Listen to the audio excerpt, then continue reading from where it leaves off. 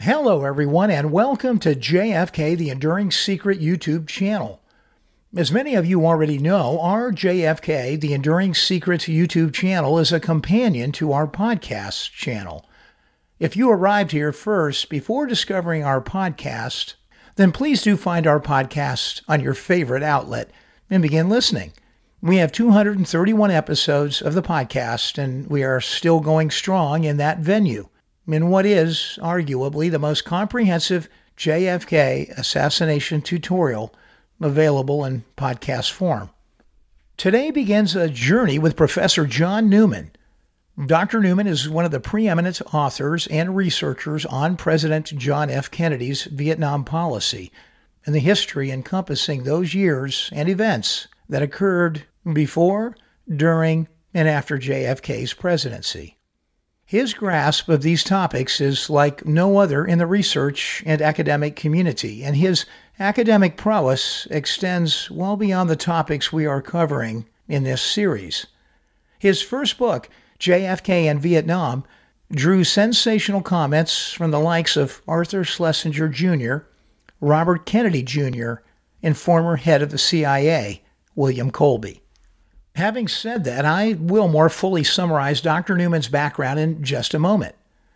I was fortunate enough to meet Dr. Newman briefly for the first time last year at Cyril Wecht's Duquesne Conference during the 60th anniversary year of the assassination. And after that moment, rather fortuitously, we met again. And that time, we agreed to work together on the series of episodes that you will experience on this channel. Currently, Dr. Newman is adjunct professor of political science at James Madison University in Virginia. His life journey is fascinating and is a perfect pedigree for explaining to us the events that we all so anxiously attempt to understand when we ask the largest and ever-looming questions about the JFK assassination: the who and the why. The why, of course, is a guide to leading us back to the who. Professor Newman is a retired U.S. Army intelligence officer whose Army career spanned 20 years, retiring in 1994 and achieving the rank of major. In his earlier years in the Army, he served as a strategic intelligence cryptologic analyst, and he would go on during his tenure to accept a special 2-year appointment beginning in 1988, in which he became the military assistant to the director of our nation's National Security Agency. At that time, the director was General Odom. He would then go on to serve as U.S. Army attaché in China and serve in that role from 1990 to 1992. His unique experiences and insight into the world of military intelligence and national security have put him in the catbird seat to understand and interpret the arcane world in which the upper echelon of those organizations operate, a world that was the backdrop for the events of that era, and the president's assassination itself. He has combined those experiences with the meticulous research skills of a first-class academician to produce works containing some of the most startling revelations about Vietnam and its implications for our nation and for the world, and particularly for those studying the JFK assassination. Dr. Newman's academic career paralleled and overlapped with his Army intelligence career, serving as a professor at the University of Maryland from 1981 through 2011, and he was an honors professor there for many of those years. He earned his Bachelor of Arts in Chinese Studies and followed that with a Master of Arts in East Asian Studies, finally adding a PhD in Modern Far Eastern History with all of his degrees conferred by George Washington University. An impressive academic pedigree. Since 2012 and to the present, as I mentioned earlier, he has been and continues to be an adjunct professor at James Madison University in Virginia. Oh, and I would be remiss if I didn't tell you that since 2006, Dr. Newman has also been a yoga instructor of some prowess and recognition. And personally, I hope one day to experience a lesson with him. Dr. Newman's academic and military career have produced a prolific set of writings. As you might infer from his credentials, he is an expert in Far Eastern studies. But there is way more to this story than that. Dr. Newman is also a scholar of Christian theology and of comparative religions. Fundamentally, though, he's an historian and an educator. He's an expert, and so not surprisingly, he has testified before various congressional subcommittees. He's worked as a consultant on PBS Frontline. He's been a consultant on 2 Academy Award-nominated motion pictures, and he's also served as a consultant to U.S. and foreign news agencies. His 1991 book, JFK in Vietnam, documents President Kennedy's navigation of a dangerous course through Cold War hotspots and a divided administration. What eventually emerges is an astonishingly dishonorable deception, a deliberate attempt to manipulate the President of the United States into authorizing a war policy promoted by the military hawks of the day, to which the President was fundamentally opposed to, and which, if it had been allowed to occur, might have been catastrophic for the human race. Dr. Newman's second book is entitled Oswald and the CIA. It was published in 1995, and it was updated and expanded in 2008. This book leveraged the enormous collection of federal agency documents that were newly released at the time by the Assassination Records Review Board, used to explore the CIA's keen operational interest in Lee Harvey Oswald prior to President Kennedy's death. His next book came a few years later and was published in 2011, and it had nothing to do with the Kennedy era, but instead was yet another tribute to Dr. Newman's expansive intellect across a wide variety of topics. It was entitled The Quest for the Kingdom: The Secret Teachings of Jesus in the Light of Yogic Mysticism. It explores the striking parallel of Jesus' teachings with the ancient mysticism of yoga and the equally fascinating parallel between Jesus' healing techniques and the practices of modern psychodynamic intervention. Dr. Newman re-entered the JFK case in 2015 with the publication of Where Angels Tread Lightly: The Assassination of President Kennedy, Volume 1, in what was to become a series of books on the Kennedy presidency. The updated and expanded second edition of JFK in Vietnam appeared in January 2017, as did Volume 2 in his series on the Kennedy presidency, Countdown to Darkness. Volume 3 of this series, Into the Storm, was published in January of 2019.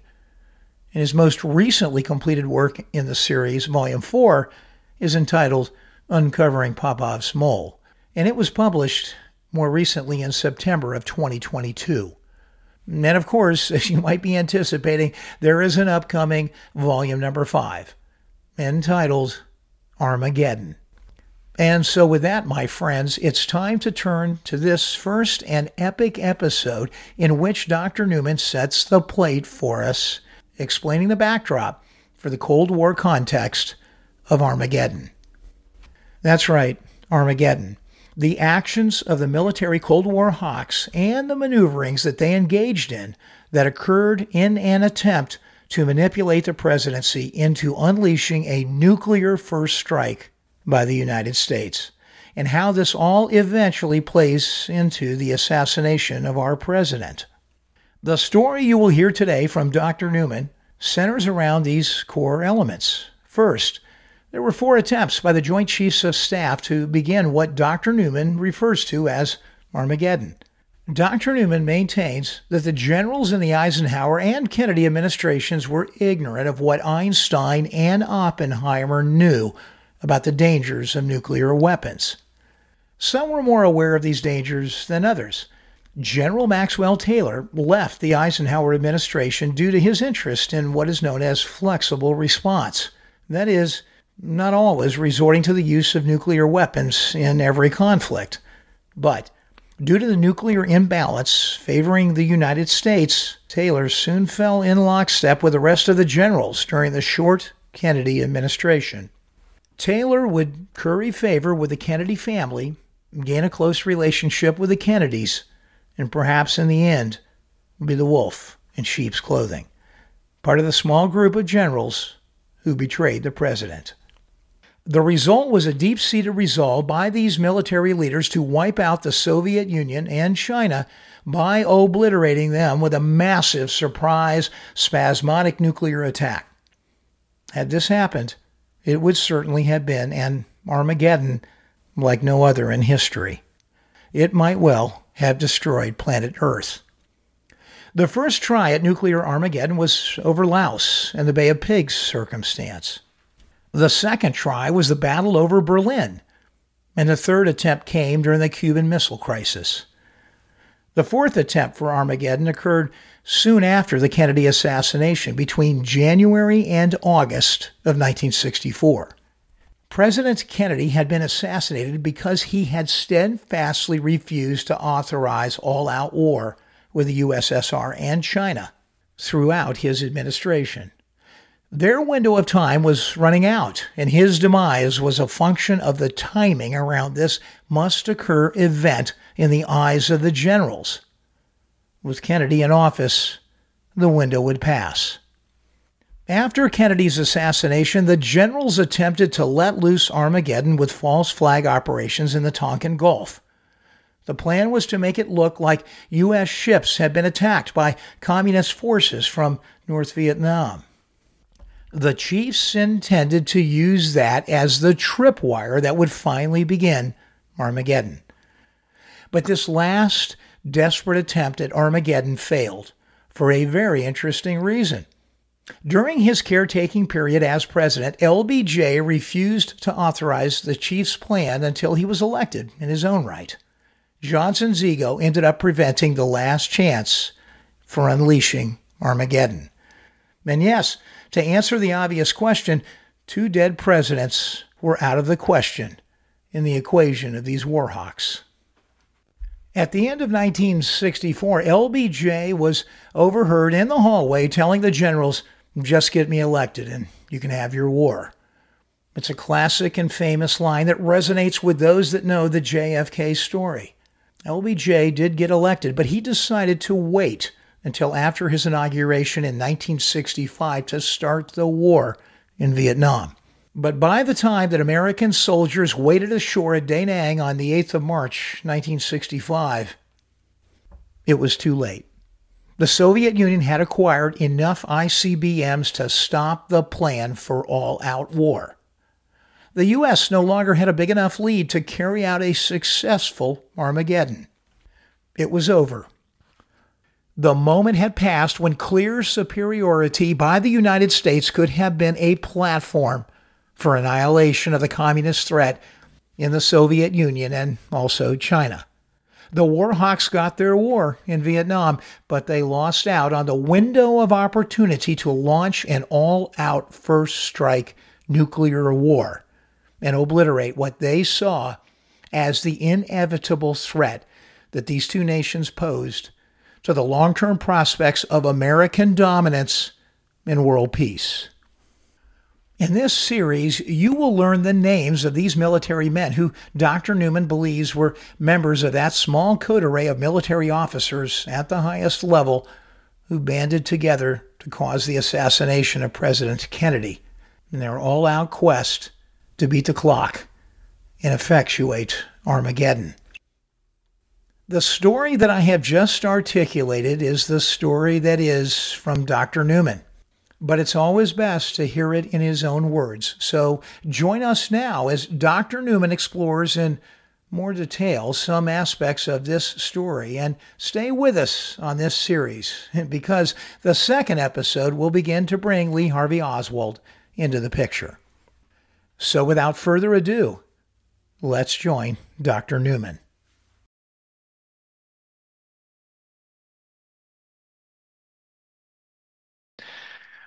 All right, we're here today with the esteemed professor, Dr. John Newman, probably the foremost authority on the topics that you're about to hear about and that you heard just about in the prologue.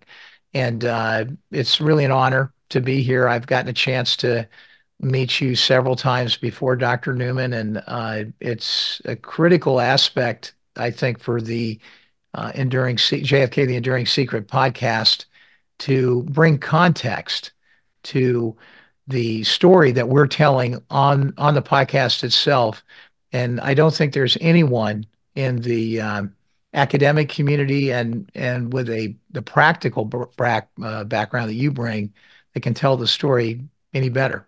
So we're here to begin that journey today, and what I hope will become a multiple series of episodes that bring that very content to life. So thank you for joining me today.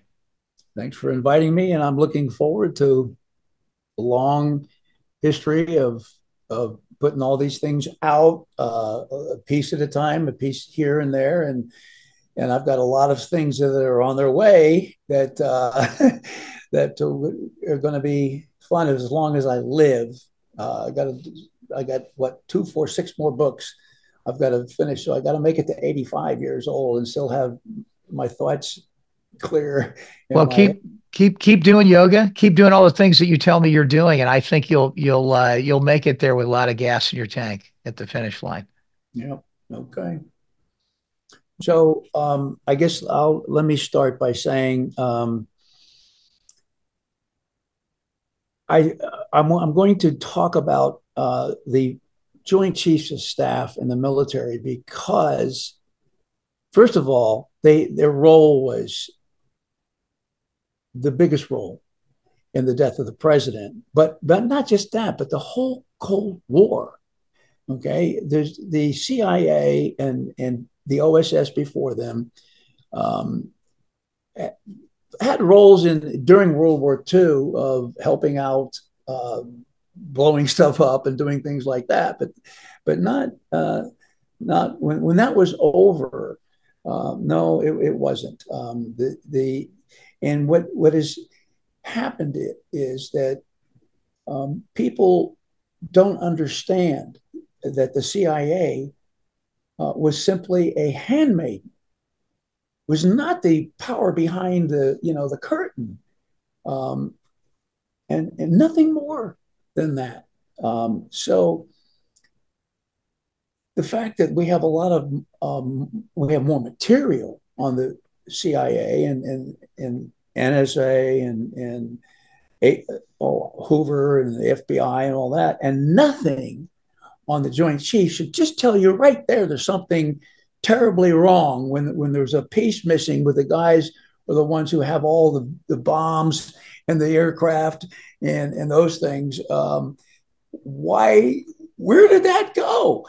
And so I guess they like to say, the guys who win are all the ones who get to tell you what the history was. And so you have people who believe that. And my students now are all born in the 21st century.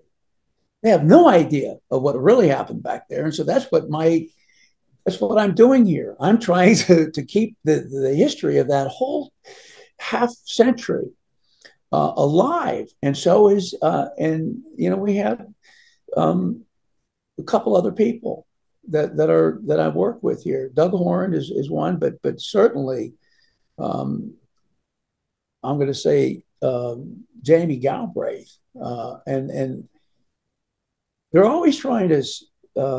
We're always up against people that are trying to knock down what we're doing, and they can't do it as long as we're alive. And so, but anyway, so I want to say one. I want to say one thing. Yeah. I was going to interrupt. I want to say one thing. I think, and this is a premise of the show, that we want evidential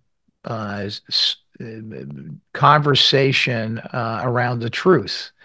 And I think that one of the big things that we're always concerned about is ensuring that the truth is presented in context.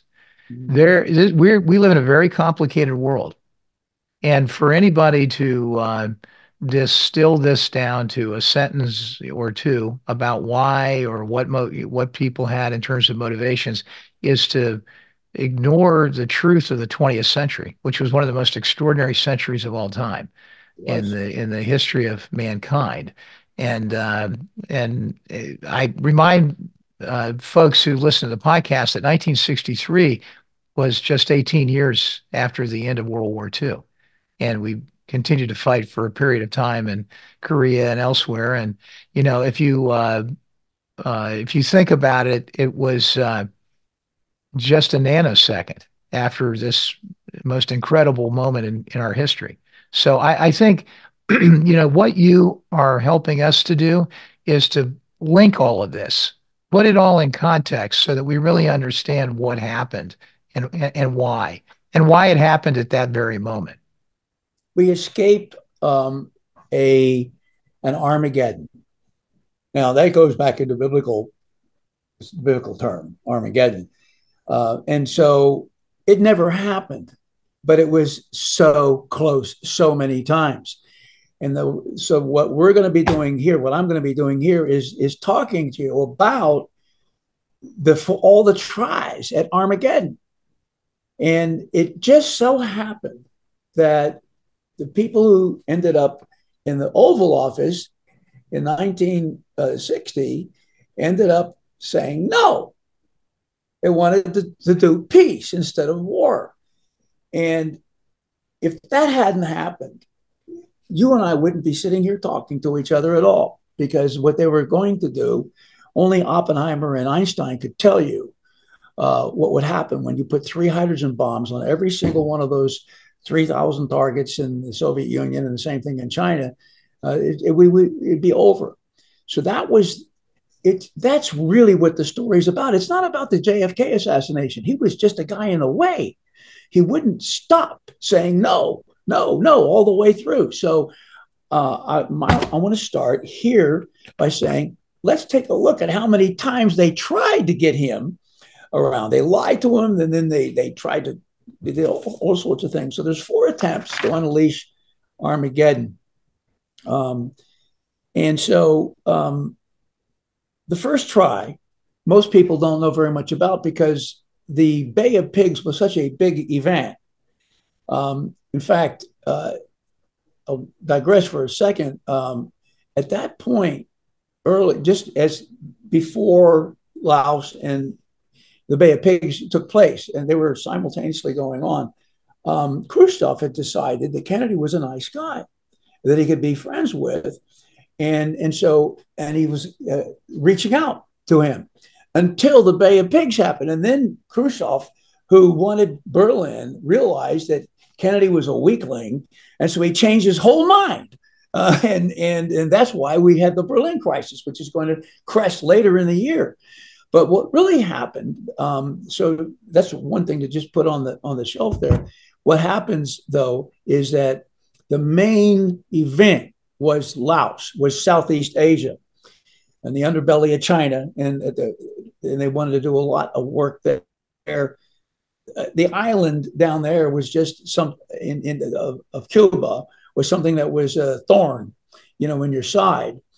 But it was nothing like that island was nothing like what they were getting ready to do in Southeast Asia. And so what they did was to told a big lie to John Kennedy. And what they said was, okay, here's what's going to happen over there. We have some good guys, and they're being led by a guy called General Fumi. And he is the one who is going to take care of the Pathet Lao and the whole stuff on the Ho Chi Minh Trail in a day and a half. All we have to do is give them our help. Okay. And so they knew that wasn't going to happen. The couple of the military guys who were in military intelligence were angry when they found out that this was the line that was being put to JFK, but they said, oh no, they wouldn't let them tell their story, because they knew that wasn't going to happen. They had teams, White Star teams there. They had all the intelligence. They wanted to bring it to bear on the National Intelligence Estimate, and the answer was no. And so that's why Kennedy was given a story that we can win. down there. And so the idea was, well, we don't need to use nuclear weapons or anything else because we're just going to roll right over them. And so Kennedy says, no, I think I'd rather have just a piece of where both sides can work together. And so he said when they told him that wasn't going to work out too well, and we had to pick it one way or another, he said, okay. So then in one day, Fumi's guys threw their weapons down, and boom, here they come. Here come the Pathet down into Southeast Asia. And there's JFK on his first great big things on television with a great big map of Laos with a pointer trying to tell the audience, where everything went wrong there. That was his first black eye. And they had put together that at the same time that they wanted to do Cuba.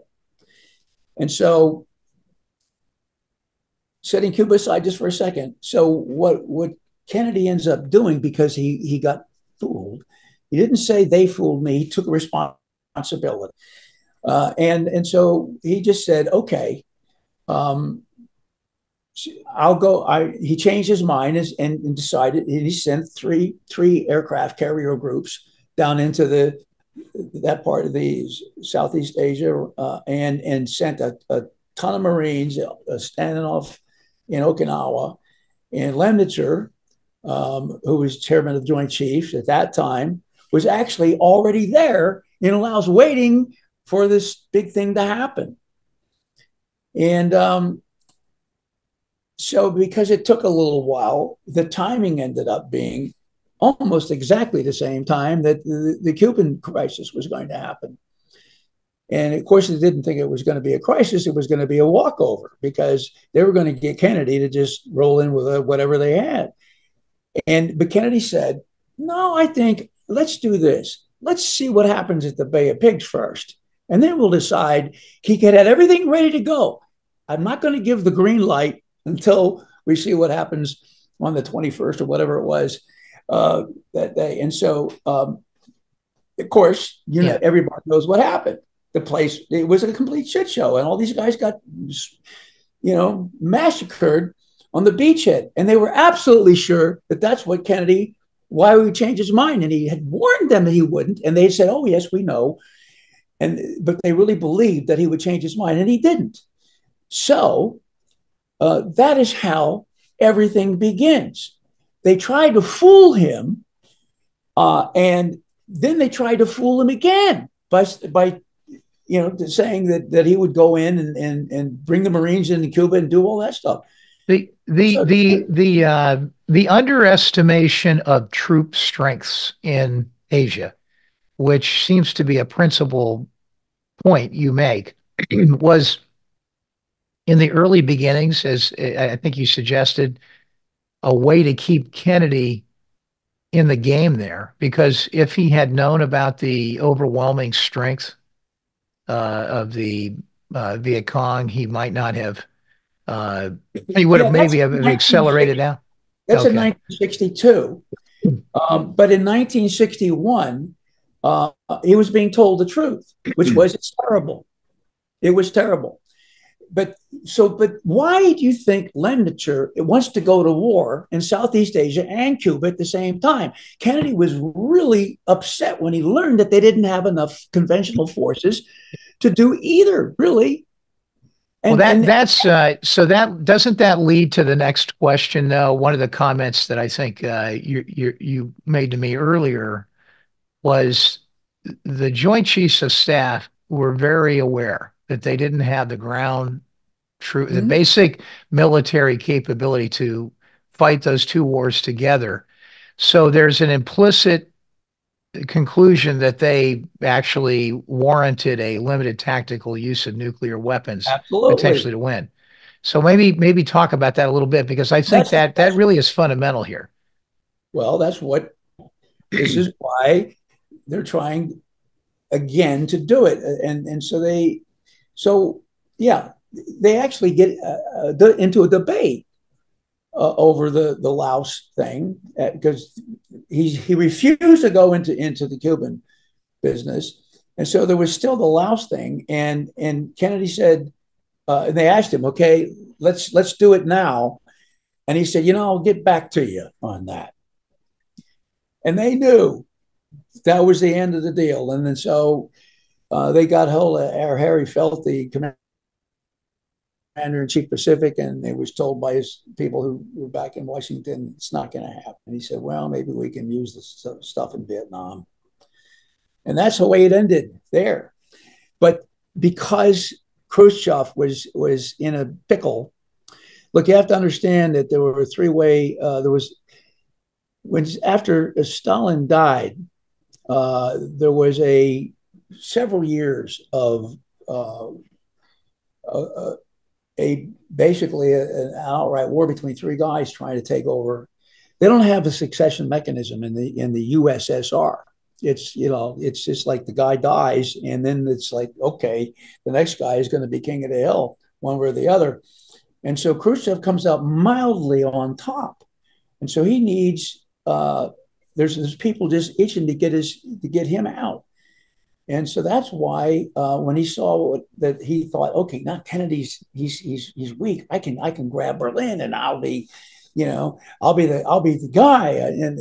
And so, well, that's what they tried, and it went all through the summer and all through the fall. And I'm telling the story at a very macro level here, but anyway, it's going to come down.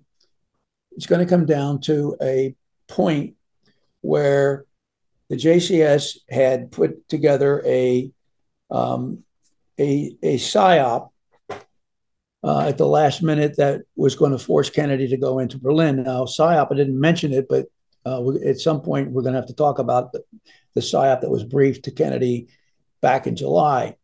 I'll get back to that later. But anyway, that was a PSYOP, just means a single integrated operational plan for nuclear warfare. It's easier to say PSYOP, but it's like yes, nuclear warfare, right? So it's just like Armageddon stuff. We're going to blow stuff up. And so, but Kennedy knew that was coming. He knew it was coming. And so the Joint Chiefs were waiting to break this new PSYOP that they had on him, that they kept top secret. And Kennedy knew it was coming. And so just like they did in the Cuban Missile Crisis, they didn't want Kennedy to know what all those missiles were coming because they wanted them to be in a pickle. Well, this is what was going on back in Berlin. And so what happens is that he has what I call it, that PSYOP that they were going to drop on him was going to be right when all the tanks, the Russian tanks and American tanks, are facing each other at Checkpoint Charlie. The last minute, again, with the turrets are all pointing at each other, and then the engines are running, and it's Armageddon time, and so Kennedy has a turret to drop in there to punch bowl at the last minute. He has Gilpatrick. He sends him up to a place out in Hot Springs to deliver a speech out there. And the people that were there, they were just businessmen and stuff. They didn't know what he was doing there. But anyway, he makes this speech and gives out to the world all this stuff that we top secret, all of our nuclear weapons, ground, air, sea, everything, and lays it out. And it is so embarrassing for Khrushchev and the Soviet Union and their military. So, I mean, Khrushchev had they tried to make an ICBM and it didn't work. Couldn't hit the target. So they were going for a second generation. And so he just bluffed everything. He said, oh, we got lots of rockets. We got lots of ICBMs. And they didn't. And Kennedy knew it. They found out because we had overhead reconnaissance just about the time he was elected. So all these things, it's amazing how the universe works. I mean, all these pieces had to come into play for you and me to be talking to each other right now is what I'm telling you.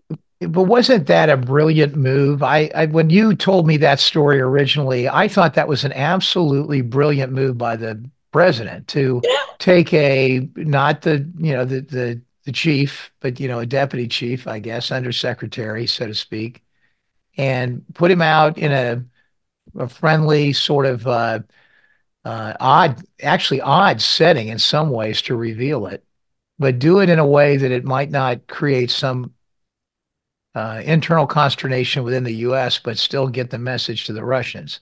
They made sure that everybody else did too, because after the hot spring speech, the Pentagon released the same information. Had to, right? Yeah, Probably to, and, we're, yeah, and but just to make sure that they got the message privately, the we let the Russians know that we had 6 Polaris submarines up in the North Sea, and each one of those had 16 warheads with MIRV things on them, just so you know. And so there was, Khrushchev had to back down. I mean, there was no way they were going to go to war and get, they had nothing to get us with. They could get some short range stuff to France or for England, but they would never have had a chance to do anything to us except for long range, planes with the bombs. But they would, it's one way trip because they didn't have air refueling or anything like that. well, So and I know you're going to get to this later, let me but just I want. let me just finish what happens. And so Kennedy knows he's got him by the short and curlies. And so what he says to him, look, I'll go easy on Berlin. I'll go easy on Berlin. You got to take your tanks out first, and then I'll take mine out. So he's going to give him a way to save face. And so he has to like swallow hard and tell everybody we're going to take our tanks back first.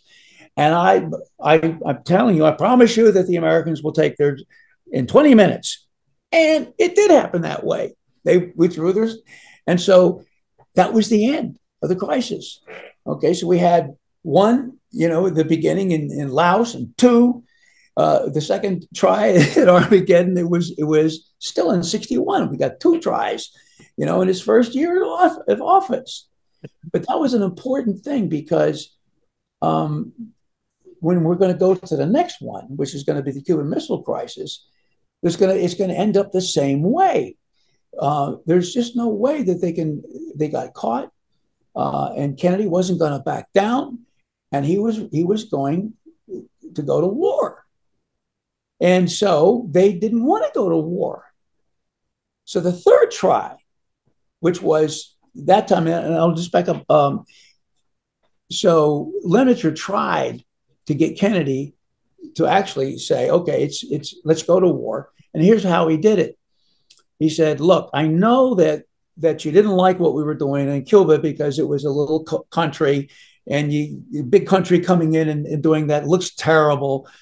He said, but let's do it this way this time. Let's actually use some special operations here. So what we're going to do is actually pretend that there's planes being shot down coming out of Cuba, or one plane, and then there's these 4 Cubans that are in dinghies. They're being shot to death.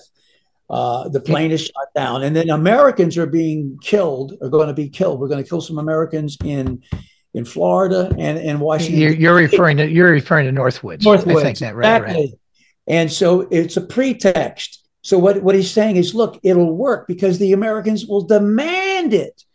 Can you deal with that, Mr. President? And he dissed him. He really he didn't stand up and scream at him, but he walked out after he said, we're not going to be doing anything like that. And that was the end of that. Let me ask you a question. It's a comment you made to me in an earlier discussion. I want to see if I understood it correctly.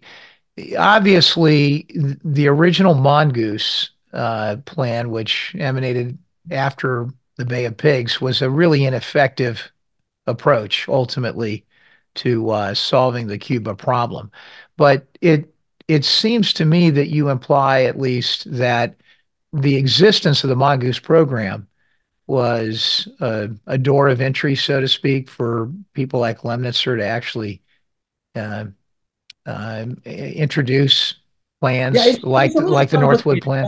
I'll tell you how that all came about. So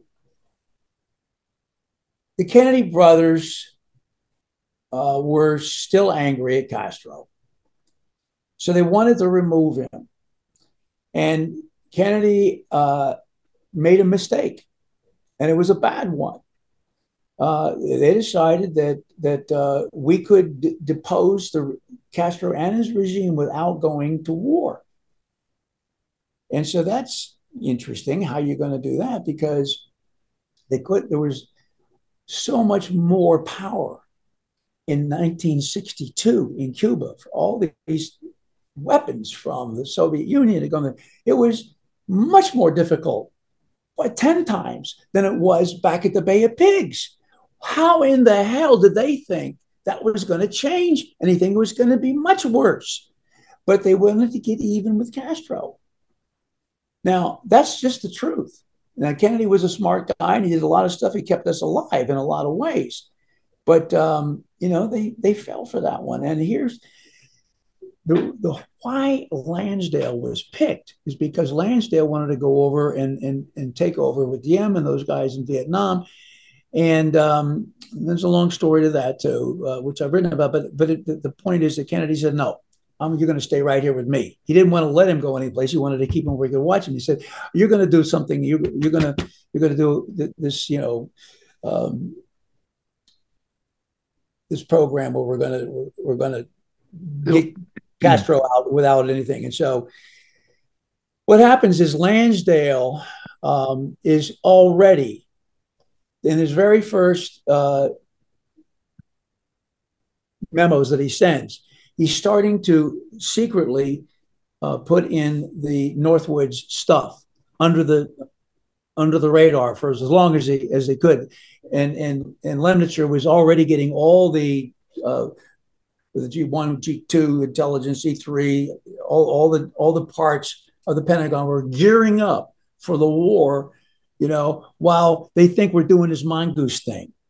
And what they're really doing is Northwoods. And both the Kennedys figured that out in around March. And so what they did was kneecap Lansdale and said, okay, you're you just sit down and shut up. You're not doing anything, right? And so that's how we get into Northwood with this crazy idea they had that they were going to be able to do anything. So it was a waste of time. And what's going on during Mongoose? All those missiles are coming. And there was one guy, McCone actually was worried about it because he said some of those short type of missiles are going to be used to protect bigger missiles. And nobody paid any attention to them. Anyway, that's what was going on. And they did not. Now, the NSA knew. They knew early on in January, and I've written about this and I have all the sources. There's 2 or 3 different sources that show what they knew. And I had a guy personally told me in NSA, that, we knew right away they were sending those things. And that's where, Lemnitzer's protege, who's in NSA, he brings that information over. So they know from the beginning, from January and February, they see there's a weapons depot that it really looks like it's for nuclear bombs. That is strangely like one they've seen in Russia, right? Down there in Cuba. And so there were so many things that they didn't know. So they didn't want Kennedy to know because they wanted all those missiles there, ready to fire, and then his back is against the wall. He's going to have to go to war. That's interesting. So I think that should not be lost on the audience, though. I think what you're suggesting is that the military structure as a whole, or the security apparatus in the country as a whole, suspected, or at least had good reason to understand that there was a missile accumulation before it was actually identified, and that to some people in Florida knew about it because they could see stuff going on down there. But yeah, and you they let it know, go on, is what you're suggesting, in order to put Kennedy into a circumstance where they would force him again into yeah, potentially making the catastrophic decision to enter this into is nuclear war. this is the third attempt to get it going. Now, how did we get out of it? Because Kennedy and Khrushchev talked to each other privately about this. They didn't want it to happen that way. And look, here's how dangerous it was. There was one submarine, a Russian submarine that had a nuclear weapon on it, and the commander of that submarine, they lost contact with everything, so they thought the war had started. And so he gave the command to launch that nuclear weapon. And you know what happened? His own people grabbed him and stopped him from doing it because they didn't think that was that. What a hero's story. I mean, it's funny because Yeah, you tend to think that everybody's an enemy, but there was a series of people on that ship that also were important in averting Armageddon. well, that's all it would have taken. One spark lights the prairie fire, and Yeah, it didn't happen. And thank God for that. So, how many times do we? This is like a cat has nine lives, right? Every time it looks like the world's going to blow up, all of a sudden it doesn't. So maybe something up there is working for us, but I don't let's hope know. so. Uh, Let's hope so. Let's hope so. yeah, it doesn't go with my protocol of having to have two things that can prove things. But anyway, so why do we get out of it? And it's a pretty simple thing because Khrushchev said, "Look, here's the way we can do this. I'll take my missiles out. If you take your missiles, shorter ones that are in Turkey and in Italy. Italy, yeah." So Kennedy says, "Yeah, sure, I can do that. I can't do it now, and you got to trust me because if I try and do it now, I'm probably going to be killed or deposed or whatever. And I promise you, I'll do it. I'll take them all out as soon as it's safe." And so Khrushchev agrees. Why? Because the last time Kennedy said, "You do this and I'll do that," it worked. It worked. So they had I think that's an important point for the audience to understand, is that because of these precursor events and the fact that Khrushchev and Kennedy had established a personal relationship, that they were in a position to cut out the military bureaucracy that, quite frankly, might have intervened in a way that would have diverted the ultimate thing that happened. They might have ended, if it was an emissary sending the wrong message, or in a sensitive way, delivering the message in a way that was misinterpreted, could have been a disaster. But they talked to one another directly.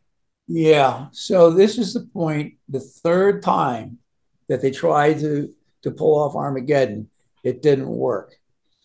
And there's a nice picture I have that I don't know if you can put it on up there or not. We will when this is all put together. Picture of Kennedy pinning his stuff on Lemaitre because Lemaitre had to move on to his next job, and Kennedy sent him over to SACEUR, Supreme Allied Commander of Europe, which wasn't a good idea.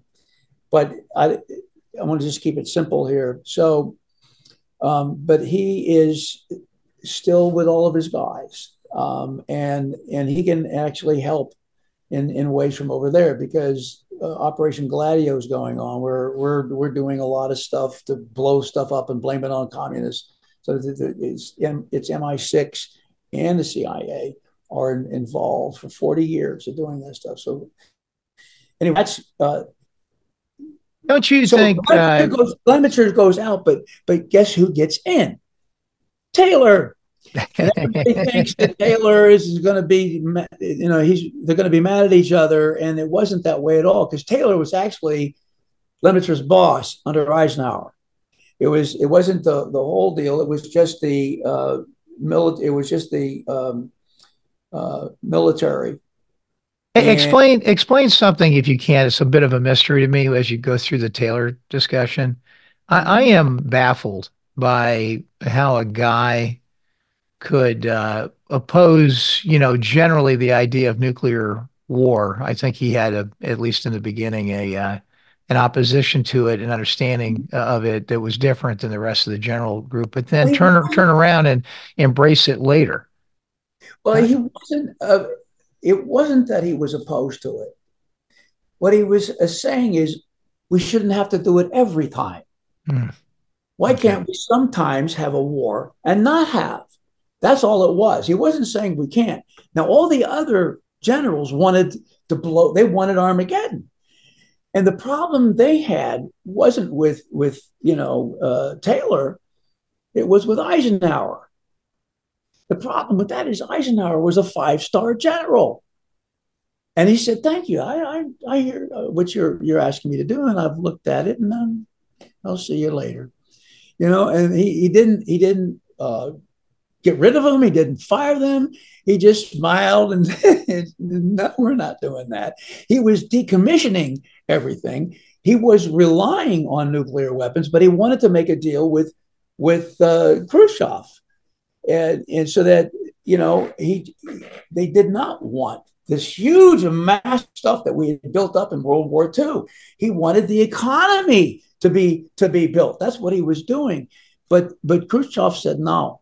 He wasn't going to do it because it was embarrassing for him. So but that's what we go from there to Kennedy, and now it's the other way around. It's Lemnitzer who's over Taylor, and Taylor is just a guy that Kennedy brought in because he thought he was a smart guy, better than the other generals. And the problem was that he was a rat. This was the Trojan horse. All he wanted was to get Lemnitzer's job, and so Kennedy offered him to be head of the CIA. He said, "No, I don't want to do that. But if you have something military for me, that'll work." And then he was going to give him the SACEUR job that he ended up giving Lemnitzer. And he said that to Taylor, and Taylor said, "No, we've traveled too much overseas. We don't like to do that. I think so. And so he made Kennedy give him what he wanted, which was the chairman of the Joint Chiefs of Staff.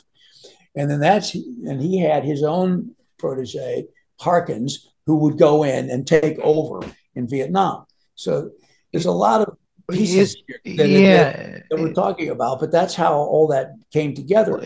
Isn't that also been facilitated by the fact that so many in the military establishment didn't like Bobby and sort of his juxtaposition right at the outset of the administration? And Maxwell Taylor was one of the few who figured out that the key to the president's viewpoint on things was Bobby, and therefore to have a relationship with Bobby was critical if you're going to be successful in the administration. That's exactly what happened.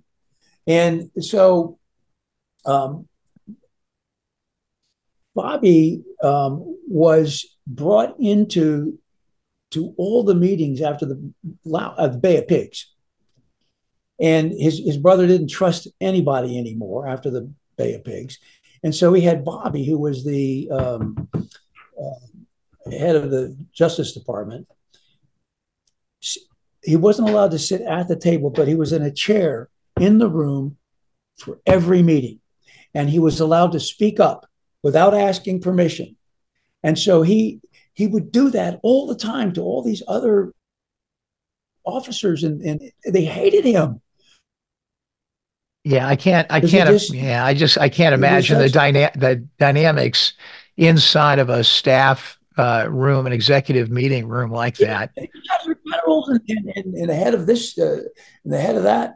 And so, yeah, he just mauled them all the time.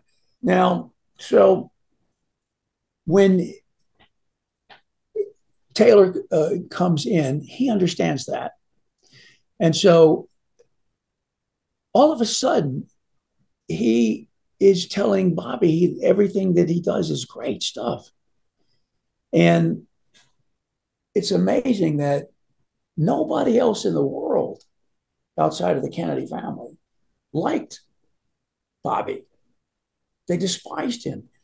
But somehow this guy, Maxwell Taylor, loves him. And it's as you said, because that was his ticket to ride.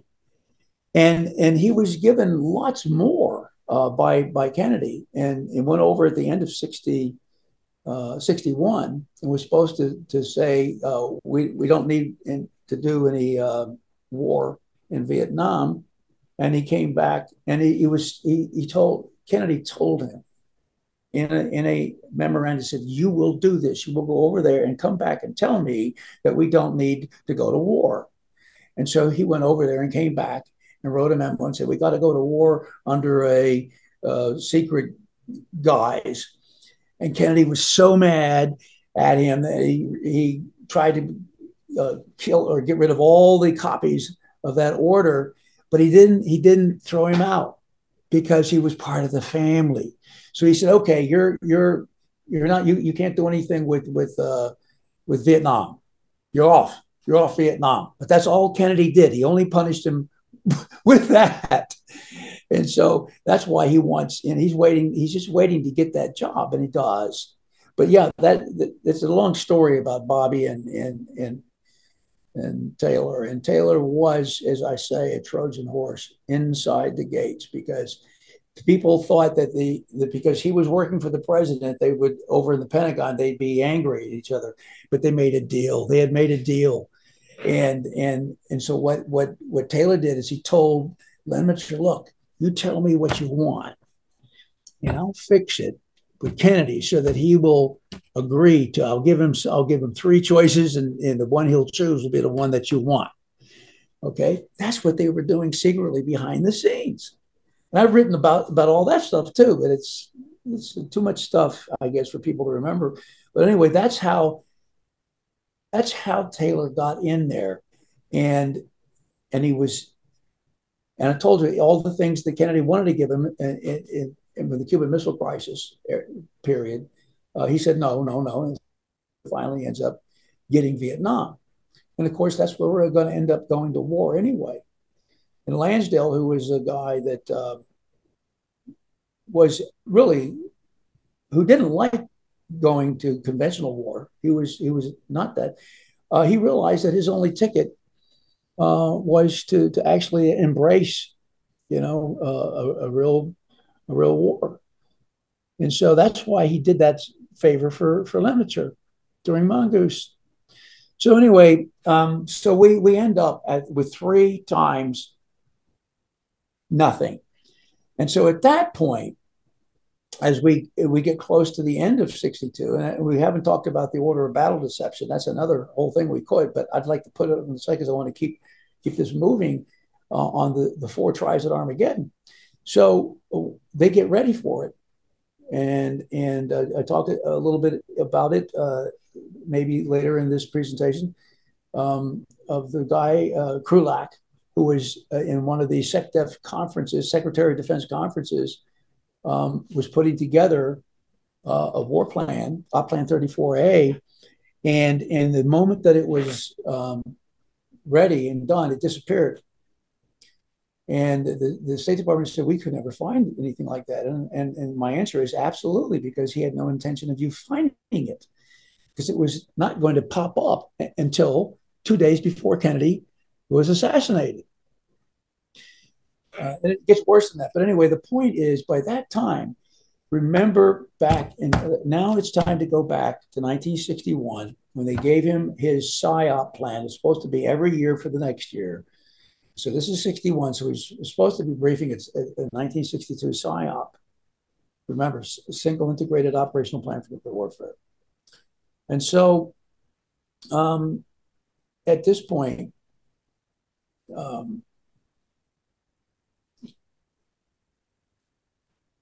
Kennedy is going to say no, but he's going to do it secret. What he's doing at the end of 1962 is pretending that these meetings that they're having, these SecDef meetings, are actually just we're looking at possibilities, maybe this or maybe that, but he was intending to get out.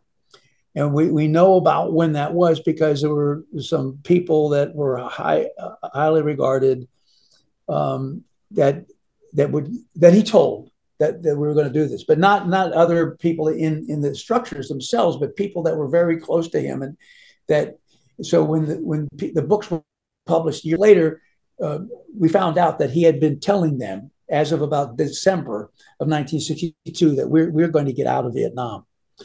And so, but the problem with that is that the chiefs knew, but they kept that secret too. So it's a game of chicken going on. And that's when we go into January 63, a guy by the name of Lee Harvey Oswald suddenly goes Cuban. So that's going to be going, all these things are going to happen at the same time in 1963 now. Okay. So I don't want to get try to do too many things at the same time here. I'm going to keep going here. So, but the point is, Kennedy realizes that he had intended to get reelected and then pull out of Vietnam. He had intended to get reelected and then give a civil rights pledge. He intended to do all these things after he was reelected.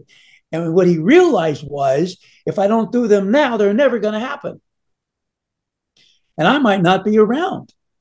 Yeah, talk about that, because that last sentence is a big one. He was sensing that his resistance to all of this. I have the perfect piece of evidence to show you why he was saying that. So when he went to Dallas, Texas, in an open car, he had a speech he had written for. He was going to go on his way to the Trade Mart on that parade route, and his speech at the Trade Mart was going to include this part about the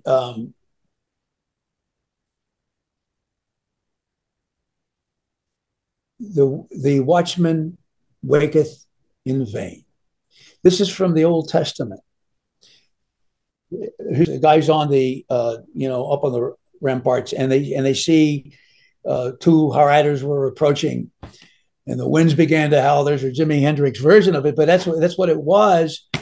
And so Kennedy was quoting the watchman waketh in vain, literally, when he was on his way to the Trade Mart.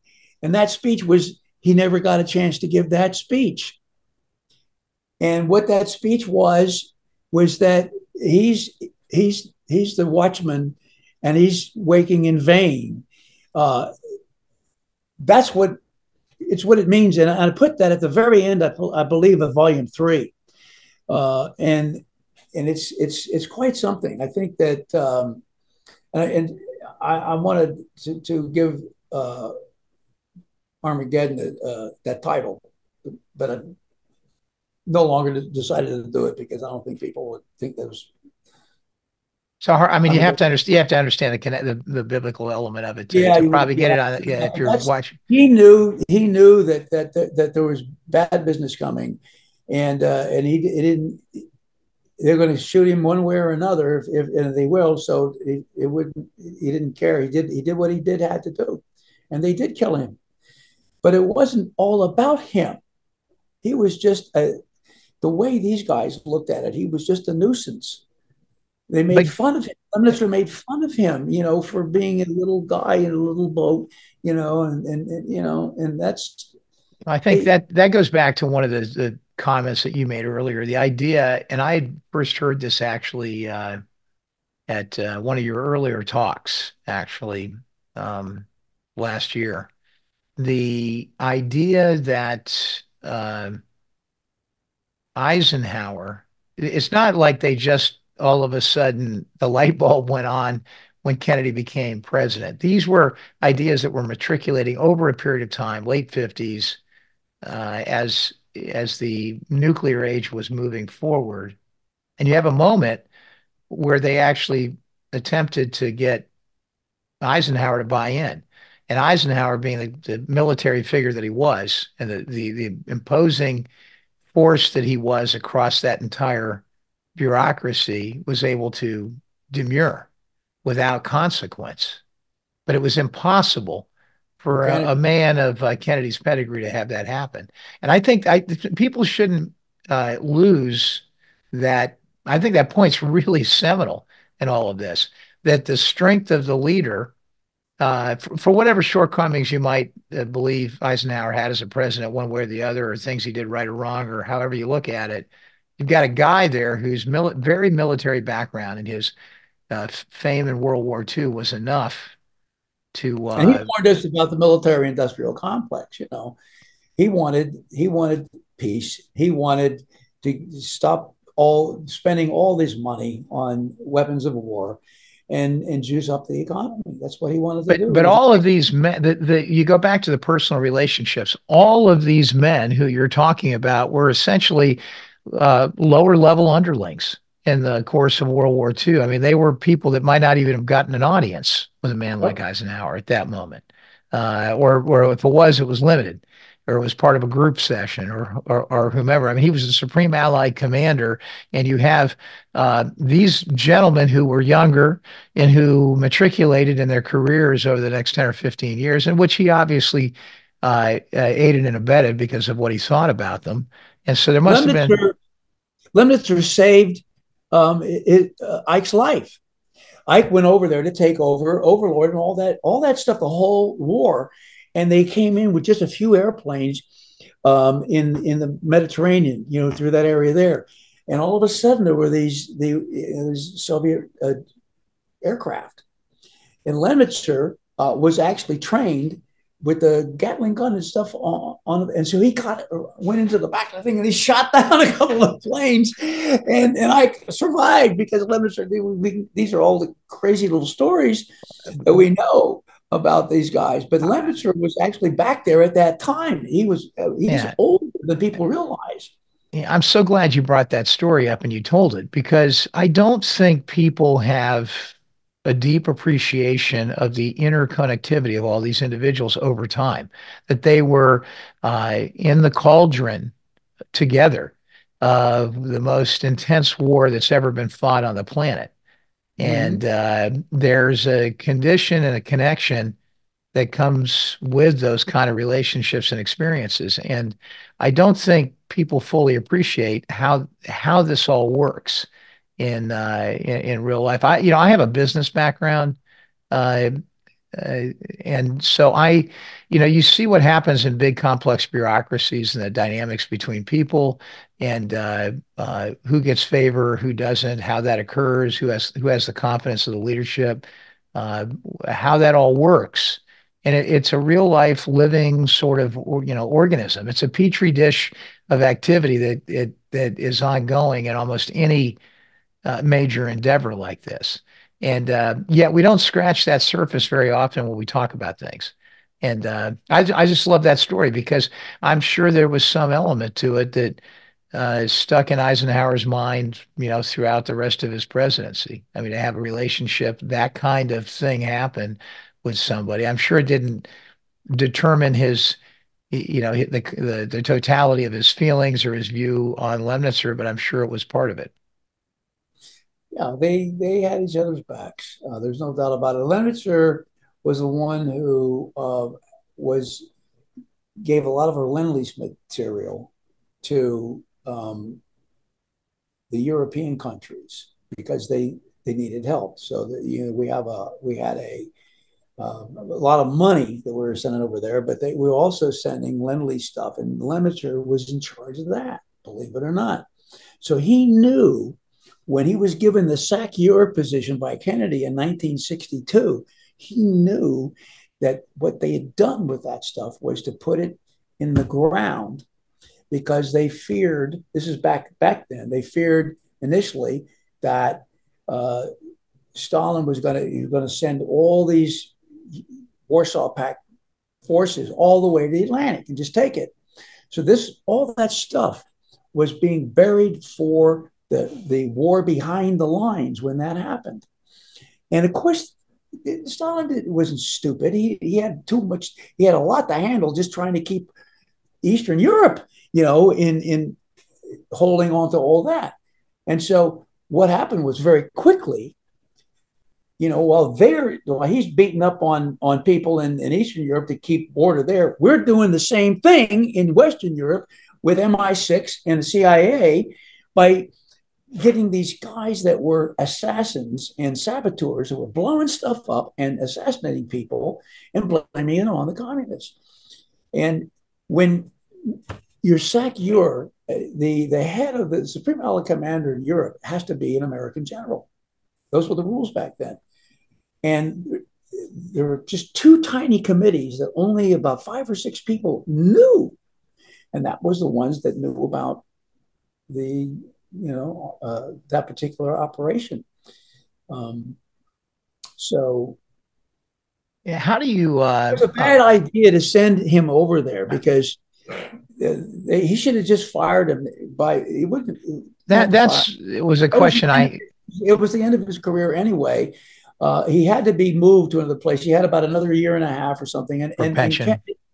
Kennedy extended him for years. It was just terrible what he did. Let me ask a question though. That with all of that, it seemed like Kennedy was relatively politically adept at maneuvering some of the more higher-ranking generals in and out of some of those positions.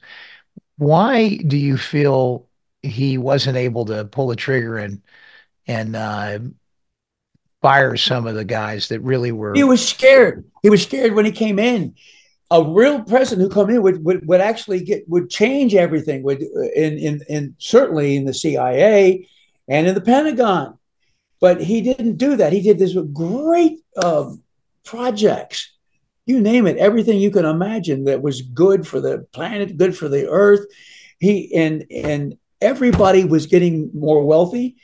The trade balance went up. He had the best economists in the world, and it was working. But he didn't want to touch the CIA and the Pentagon.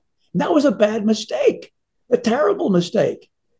Well, there were obviously incredibly powerful people within the governmental structure, the bureaucracy of the country. One thing I forgot to tie in, which is that PSYOP that was briefed back in July 1951. Okay, and what they were telling him wasn't about 62.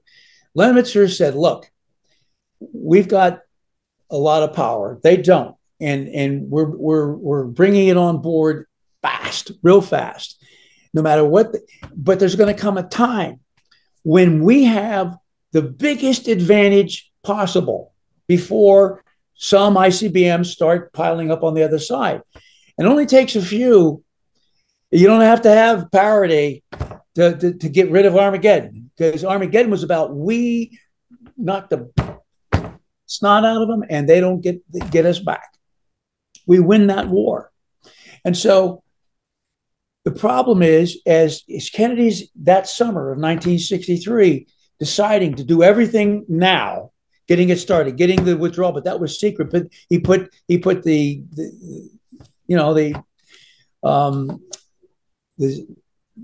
black problem of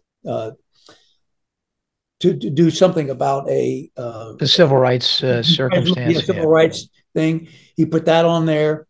And the night after he did the peace speech at American University. Okay, so, but that's the point at which we're coming to the fall of 1963.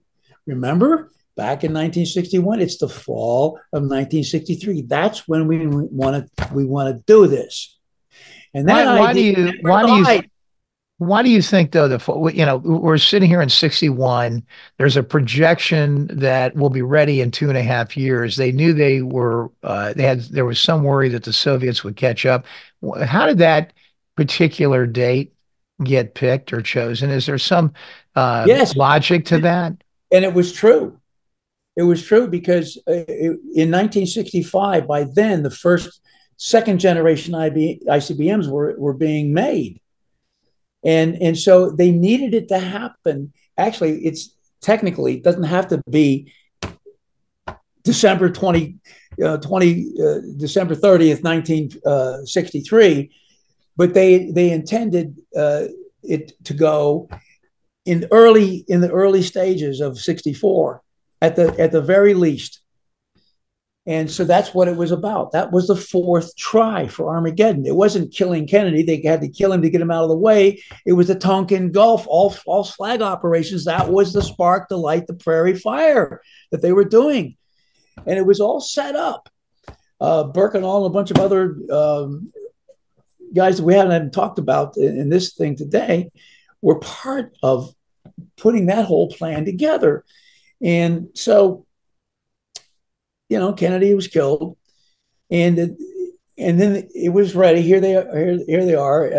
And I think most of those Maddox, I don't think it was. We know that one of those attacks never happened. These were just, false flag operations. That's all it was to get things started. But when Johnson was in the plane after the assassination, going back to Washington, he looked out he was in Air Force One.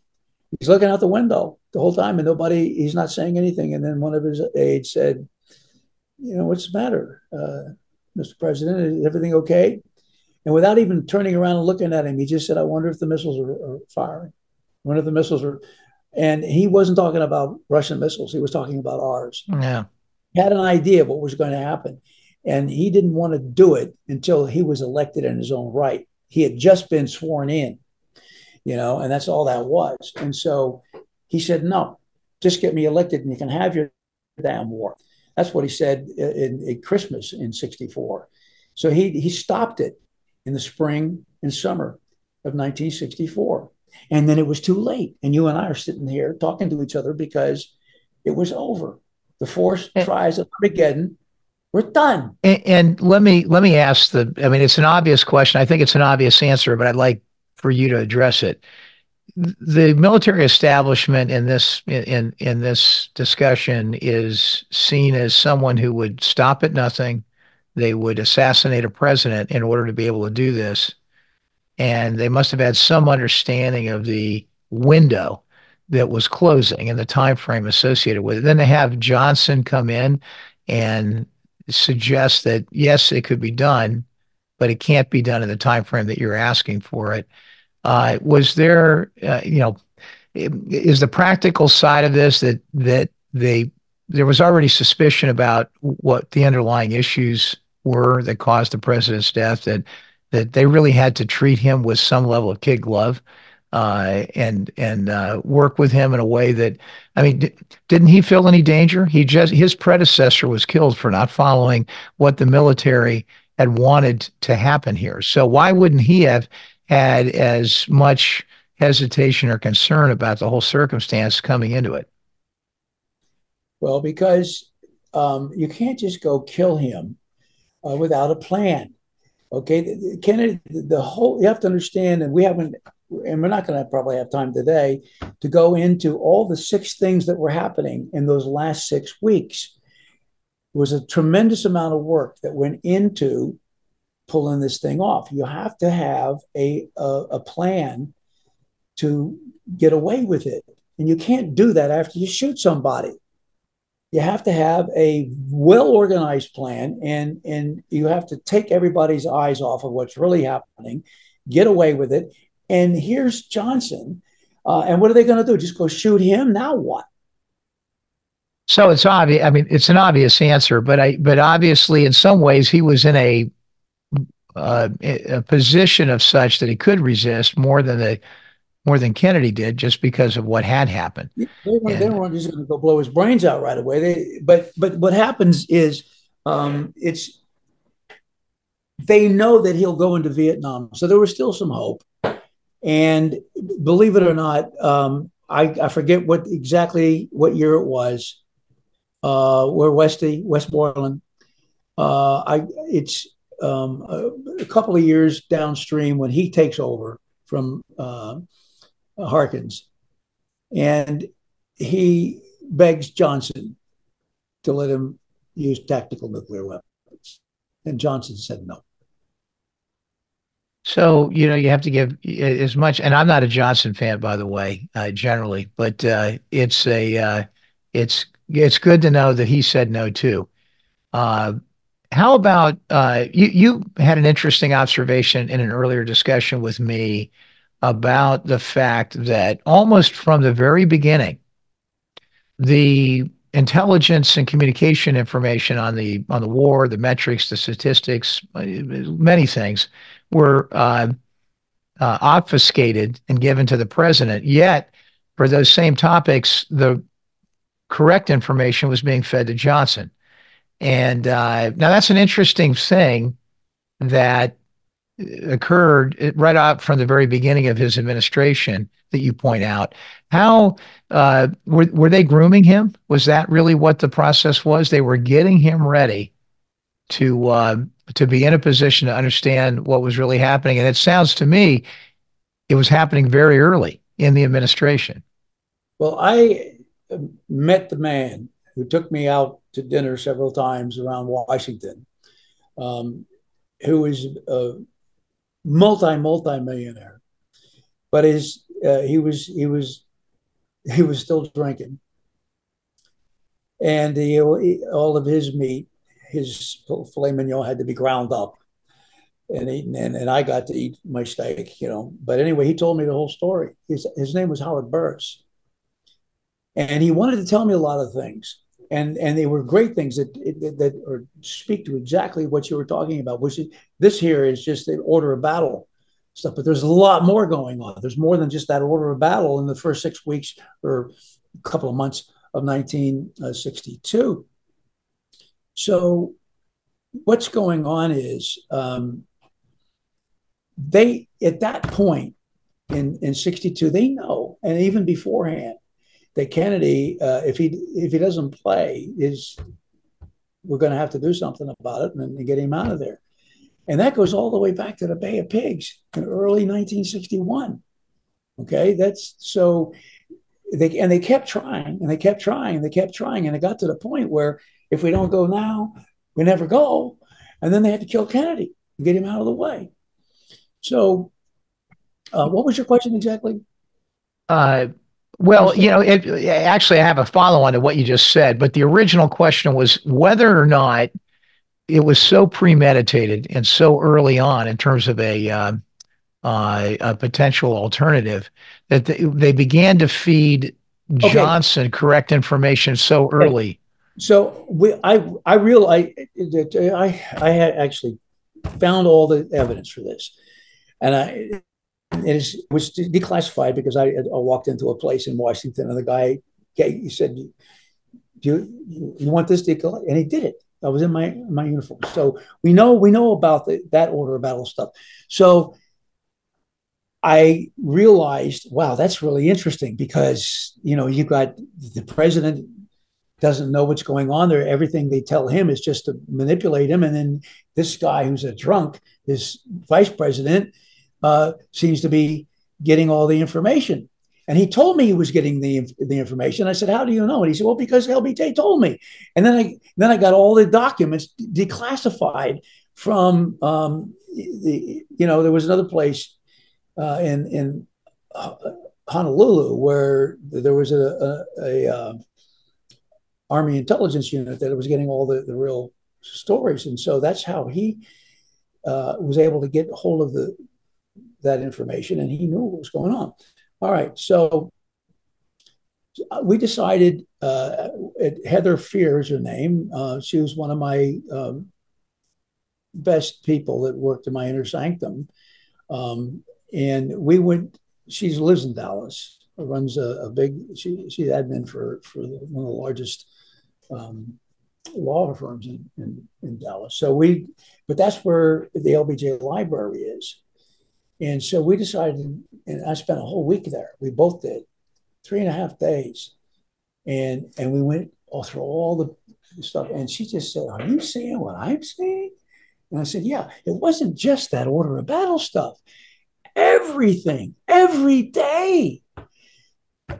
Burris had a huge amount of people, 5 or 6 people in the apparatus at the Pentagon and in Kennedy's administration that were feeding him with all that stuff that was absolutely true.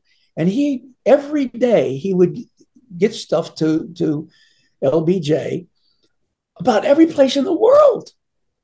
And it wasn't just one day. It went over week after week after week after week. They were grooming him so that when the time would come, he would know something about the world and how to be presidential. Yeah, I was going to say, and I think you can contrast that, let's say, with a Harry Truman under the Roosevelt administration that was probably they've shared little with, and in fact had nothing, knew nothing about the our nuclear bomb at the moment at which he took office. He had not been involved in any of that, the Manhattan Project or otherwise.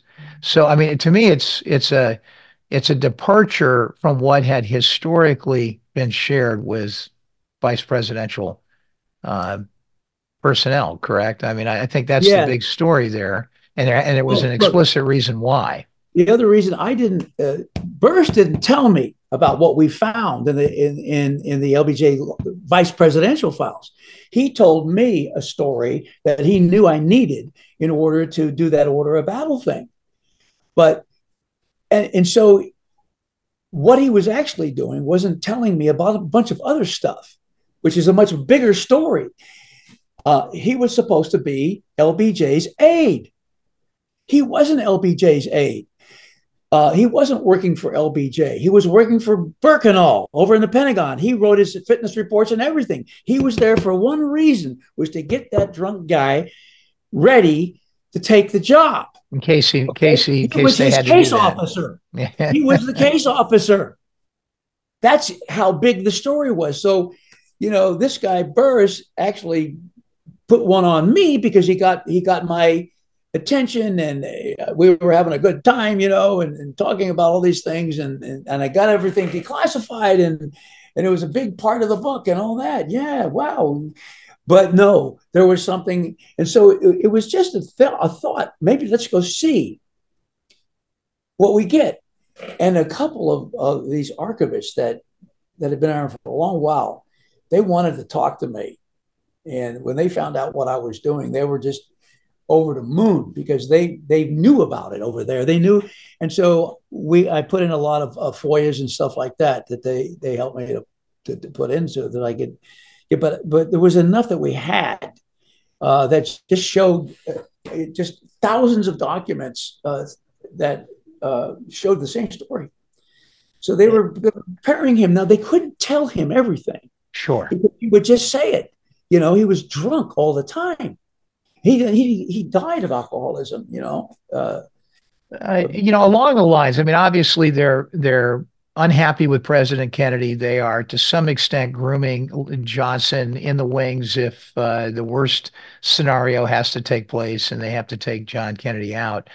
Uh, there were really open examples of disobedience by the generals. I think one that you have brought out in earlier conversations is I believe it's a memo from Lemnitzer directly. It's in January of 62, is it? Directly to the president. I can't remember exact dates here, but basically he's saying, "Look, we've done everything you've asked us to do, and it's not working. And if you don't acquiesce, it's just going to make it more difficult when the time comes to do what we're going to Yeah, do, no matter right. what." And it was a really, that's the gist of it. But the actual language in the letter is about as disrespectful and heretical as you could be to the commanding chief of the armed forces. And it really does set a tone that is indicative. And I wonder, are there other documented examples that are similar to that that would lead you to believe that it was really open season on the president by these generals? Well, not all of them, but Lemnitzer was he went so far back. I mean, all the way he knew where all the hidden stuff was all over. Reverend Kennedy was firing him and letting him stay in his uniform, but it was like being fired. when he was over there, he is in contact with everybody back in the United States. But he was the guy. Listen to this. On 13 January 1962, McNamara sends a memo to JFK saying he did not endorse it because of the long insubordinate diatribe that was essentially saying this. And this is what in paraphrased is, look, we told you a year ago, you, Lemnitzer, we told you, Kennedy, to send combat troops to Vietnam, but you didn't listen. We've done everything you asked us for in your program. And if it falls apart, we still want to send combat troops. And if you fail to do it then, well, it'll only make our job more difficult when we have to do it anyway. And so, very threatening. Yeah, McNamara just kind of holds it with his index finger and his thumb and gives it to Kennedy and says, I don't endorse this, but you better read this. And this was in February of 1962. So this is past the point. He's not supposed to be, he's already been told everything by that time. But he's working behind his back with the Lansdale and everything with Mongoose. So, and just to see the look on his face. And we'll put that picture. Man, you know, we'll put that picture up. He's so proud of himself. He's so proud of himself. Now, I was able to get into his files, and it was very difficult. They're downtown in Washington, in a place on that river there, and nobody's allowed to go in and see them unless you're a military officer. You have some real reason to do it. So I lobbied for it, and he said, "Okay, I'll tell you what we'll do. We'll give you can go one day, one time, and that's it." So I go down there, and I go in there, and I get into the area where all the files are held. There's two ladies there, and they were so happy to see somebody because nobody was allowed to go in there. So there was a human being, you know. And in the next room where the files were, and they started bringing me stuff, and I was told I could only read a few things, and I couldn't take any pictures and all this stuff. And then so after about 2 or 3 hours, they said, you can take pictures if you want, as far as we're concerned. It's okay. So I started taking pictures, and for 2 days, I got all these things done, and I could tell you more and more about this story, but I ended up with a stack this high of all of his files, all of them. That's amazing. And I'm sure it has been and will continue to be revealing it will be in Armageddon. I'm telling you, I've got a lot of stuff that I've been able to get my hands on over the years, and that's a hell of a story. Every day, every one of his meetings, I know who he met and what he was up to, and it's incredible. Probably reinforces exactly what you're summarizing for us here. It does. Can I ask a question? And maybe I'm getting ahead, and if I am, just let me know. The meeting that occurred in Honolulu just days before the president was assassinated. 2 days. Yeah. Before the president was assassinated, and McNamara himself was surprised. Going there, probably he thought under a premise that they would talk about the reduction that was desired by the president and had been specified. And yet here they were introducing a plan to accelerate the war. Can I ask a question? If when you read the context of how that happened and how they surprised him, and then 2 days later, the president is dead. If you're Robert McNamara and you're watching all this happen and you're in that catbird seat, it just baffles me. And I don't think he's ever publicly made a comment, obviously, to this effect. I'm the one who actually got that from him. and interviewed him many, many times. If you read the front end of the 2017 edition of JFK in Vietnam, you'll see that we had a long, at first, very touchy relationship, because I wanted to know, and he didn't want to say what was going on. But he knew he was in the middle of a coup. Did he know that, do you think? um, everybody got the message, but not right. But what happened first, before things settled in the brain, was everyone was in shock. Sure. Like George Bundy, he was there at that meeting and didn't remember it. But I wanted to talk to him because I knew that he had put together NSAM 273, the new one. And he'd also done NSAM 263, the original one back then. He was, the president's, the guy who did that for the president. He did all that kind of work. And so when you have somebody like George Bundy, and I call him up and I say, look, I'm looking at this. I have what appears to be an interim 273, the new one replacing, but it's not finished yet. It's got markings all over it, little pieces here and there.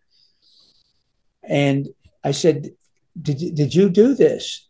And he said, I can't, I don't remember even being there.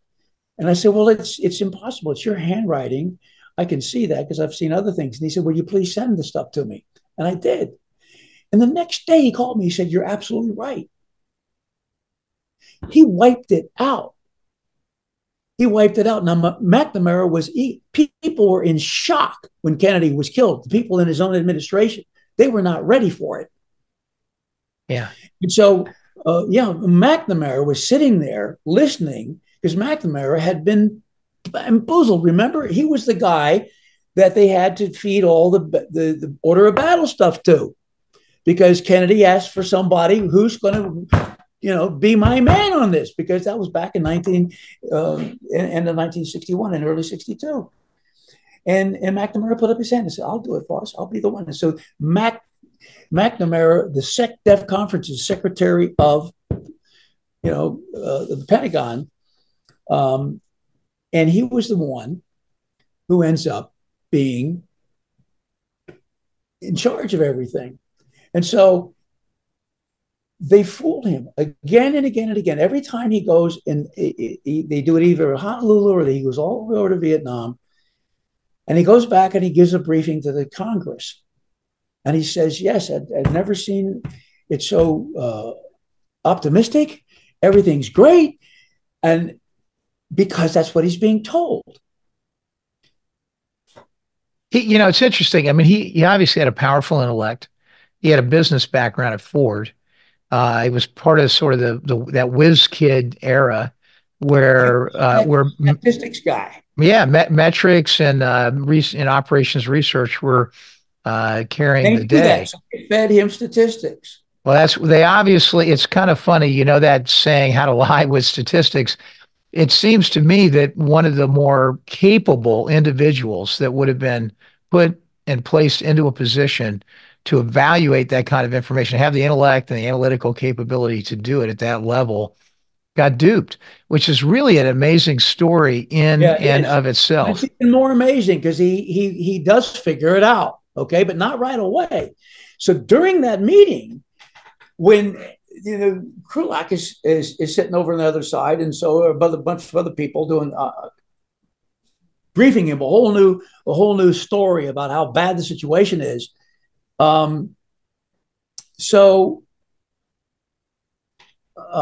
Colby, who later became a DCI, but at the time he wasn't, was sitting next to him.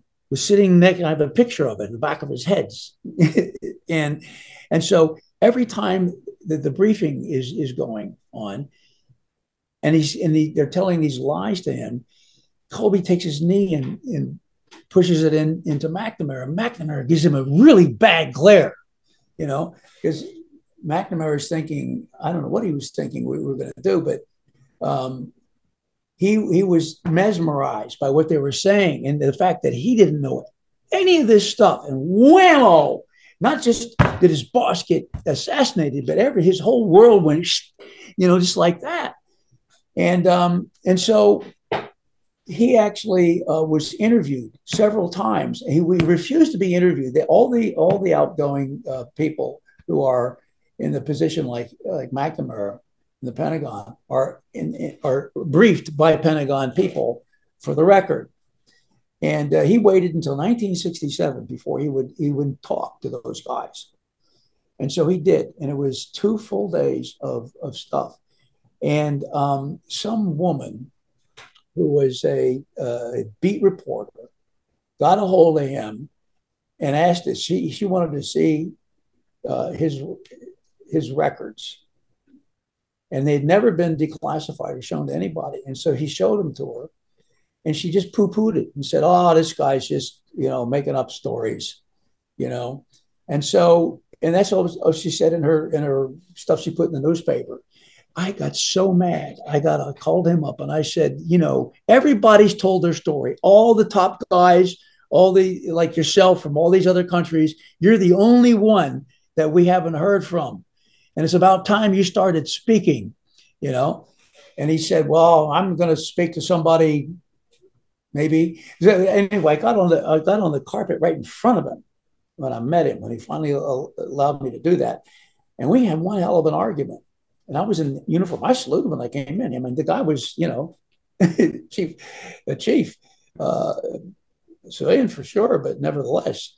And so, anyway, long story short, here is eventually he does. He said, "I'm going to get somebody. If I'm going to write my book, I'm going to get somebody who's good. Like you're no good." And he got a guy who was a really good guy over at the one of the institutes at Academy, and so he started calling me because I had all the data. He started calling me, and then eventually McNamara. I'm sitting in I'm in my last year, a couple of months to go, in a little real super secret place up called in Phoenix. It's by Baltimore. And it's really, we were a hip, we were supposed to be an NSA, but it was a hip pocket asset of the, actually of the Joint Chiefs. And so I went, and so there was only 4 of us, 4 people that had expertise in an area. And we had 1 secretary and 2 supervisors. That's it. And we could be plussed up. They could, if there was a big something going on somewhere, we could go there and in any place in the world and so on. So one day, I'm sitting there, and the poor lady, beautiful African American woman who didn't really understand what we were doing. Her voice comes over. Major Newman, there's some guy named McNamara on the telephone. And so the boss is at my desk, just like that. And I pick up the phone. And I said, well, I can't. He said, I'm ready to see you now. And so I said, well, I'm at work. And my boss just said, go, get out of here. And I did, and went right down to the Pentagon. And so I got to, he gave me this, he wasn't there, but he got permission for me to go do that. So I show up at the place in the Pentagon where they do these briefings, and there's one guy there. And I walk in and I said, I'm here to see the McNamara debriefs. And he said, no, you're not. And I said, yes, I am. He said, no, nobody gets to see that stuff. And I said, well, he gave me permission. He said, no, he didn't. He didn't give me any permission. And I said, well, you have to call him on the phone. So he said, sure. He was so sure I was, I don't know what he thought, but anyway, he picked up the phone and McNamara ordered him to let me see it. He got so mad. He gave me a bunch of pads of paper and a nice desk, and then here you put them all over. You have to copy it, And so here I go for the first hour or two till I got carpal tunnel in my hand and I can't write anymore. And I called up McNamara and I said, "You got to, I can't do this. He's making me write it all down." And so he calls back and he said, "Let him copy what he wants." And he got so mad, he said, "Fine, here's the Xerox machine." And he walked out of the office. So I'm sitting there with a Xerox machine and all the everything, not just what I was there for, the military stuff, and the whole thing. And guess what I walked out of there with? The entire set. Yeah, Wow. yeah. Wow. So anyway, later on, McNamara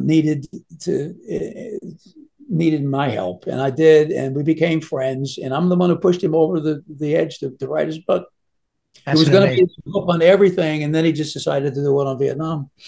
it's an amazing, amazing Those story. are the stories that I have, and why I have all this data, and I've been collecting it for years. And so I'm sorry that I haven't written about it in a lot of ways, but I'm not sorry because I've learned a lot in my since I started back in 1981. That's a long time, and so that's where we're at, and I'm looking forward to working with you and showing you. We can do some more today. I think the Oswald thing we should save Yeah. for the next Yeah. one. I was just going to say that actually, because I think the audience is really going to love that. And we'll have a great time talking about that because, it begins to tie in. You're putting the pieces together on Let's how do this this all works. to whet their appetite. The people who sent Oswald there were in the security office. His name was Bruce Sully, the mole. He's the one who sent him there, and believe it or not, McCord followed and was part of all where every step he went to get him over there. We'll just put that little tasty piece out there on the because nobody knows about that, but it's true. Oswald was part of that deception plan that Sully put together, so nobody would know it was him. And that's going to be an amazing discussion about where that emanated from, why, uh, how it matriculated, and why it was so important to keep it secret later.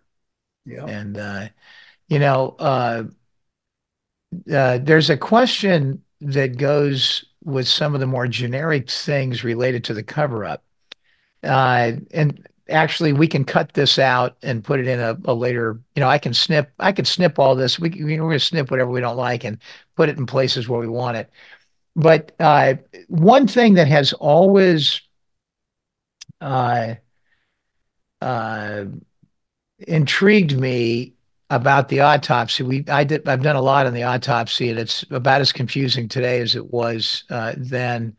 But we've come to understand that there were two more. There's verification that the president did arrive in a shipping casket, that there was two morgues in existence, that there were things done in both morgues that night, and the pieces have really begun to come together. And what is obviously an important aspect of the cover up.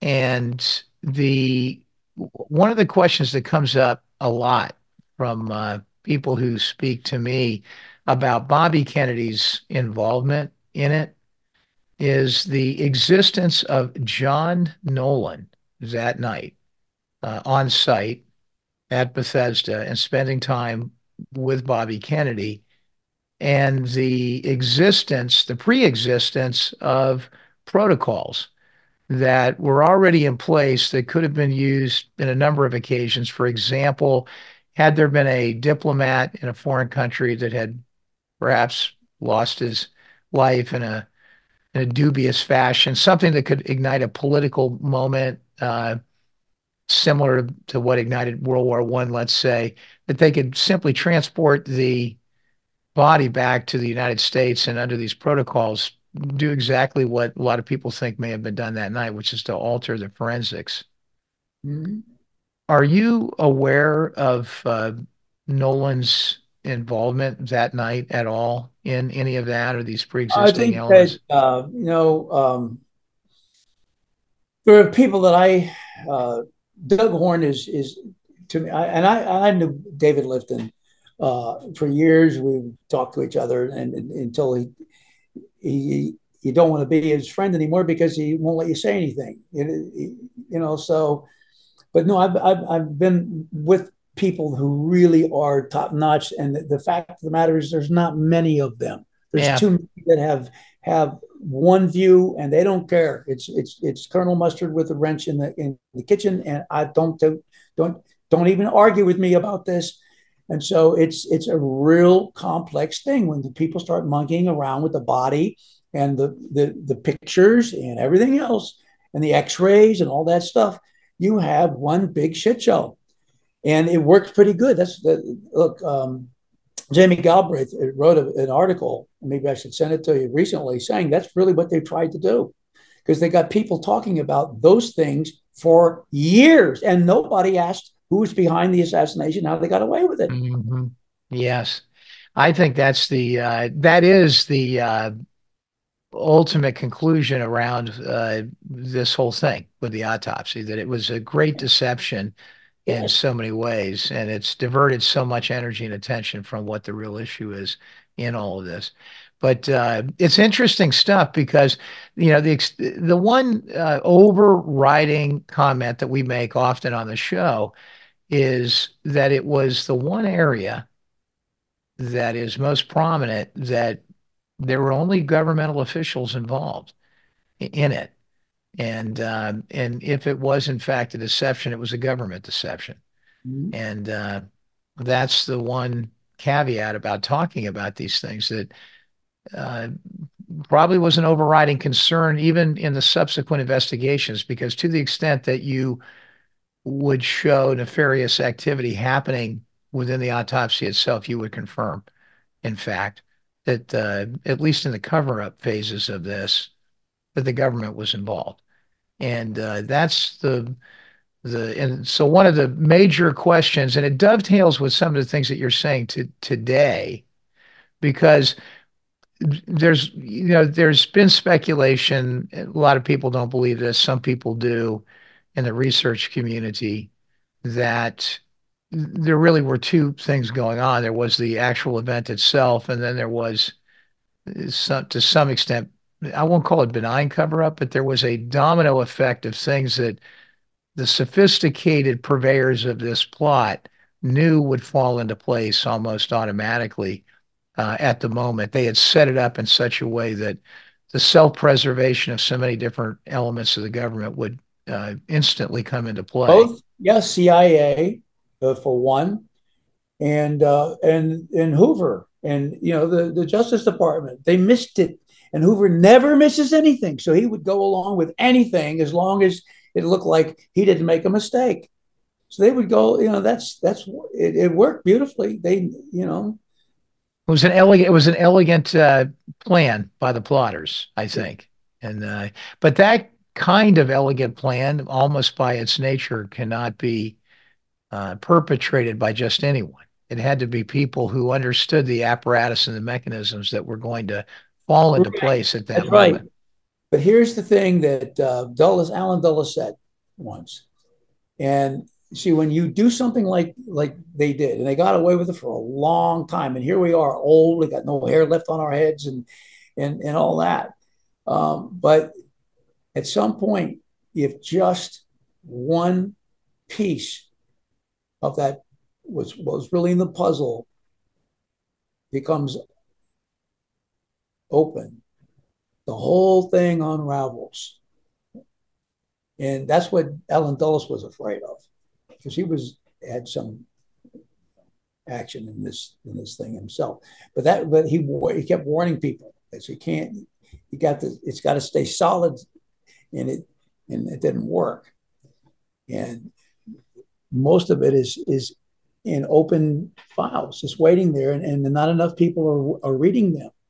And they're complaining about there's a few new things coming by, and worrying about, well, this is nothing. That's not true. But how would you know? You haven't read any of the 6 million records. How could you know what this means if you don't know what the whole thing looks like? And so that's the problem. People do not want to spend the type of time I've spent, and a lot of other people that I know that are doing archival research. I'm headed for I'm headed for San Francisco in next week. We got next to get the Edward Ellis Smith stuff that had to do with a lot of the deceptions that were going on, and we went out the first time in 21. The three of us, Heather Fair, myself, and Jay Harvey, another one of my associates, research associates. When we got on the plane, we found out the COVID shut the institute down out there, so we just had to walk around for 3 days. And so I got another grant, and I'm on my way to uncork what Edward L. Smith was up to. He was a guy in he was the first CIA station in the Moscow embassy, just him alone. And they got him with a sex trap and turned him into a guy that they brought. McCord had to bring him back to and do a fake thing. They told him he was going to be a rich guy if he would just help find the places where these KGB guys could meet in Sully. And that happened in January of 1957. And I'm really, I can't wait to get my hands on those things. And last night I made sure that they're all the stuff I need has been Still ordered. there. Yeah, well, that's good. I'm glad to hear that. I'm sure that's going to bring much in the way of things that'll be helpful in the books too. Couple of things. Did you ever feel threatened physically or otherwise in doing any of this research and becoming more prominent in this whole investigative story? Yes, I'm aware that there have been people that tried to stop what I'm doing. What happened, for example, with the last volume that I published, Uncovering Popol's Mole, it was supposed to be in June of 2022. And so they were asking me questions. So they were being nice to me about it. And that's what they thought was going to happen, that the book was going to come out in June. And then they wrote a spoiler book, and it was really dumb. And the thing is, my book didn't come out. And so in my book, I had tremendous time, very much fun putting things in footnotes showing how stupid their book was and how ours had changed in the process. So, I've had people ask me that question all the time. And yes, I've had two times that my computer's been crashed. So I know now not to do that. I know not to put anything on a hard drive. So there's nothing to steal and nothing to find out.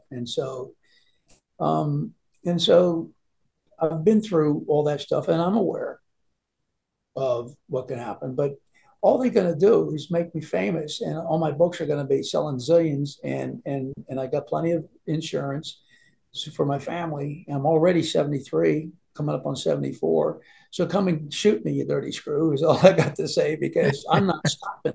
This is what the universe told me to do. Now, I was doing a lot of other things, too much yoga with all these athletic teams and all that kind of stuff. And once I started doing what the universe wants me to do, things got a little bit better.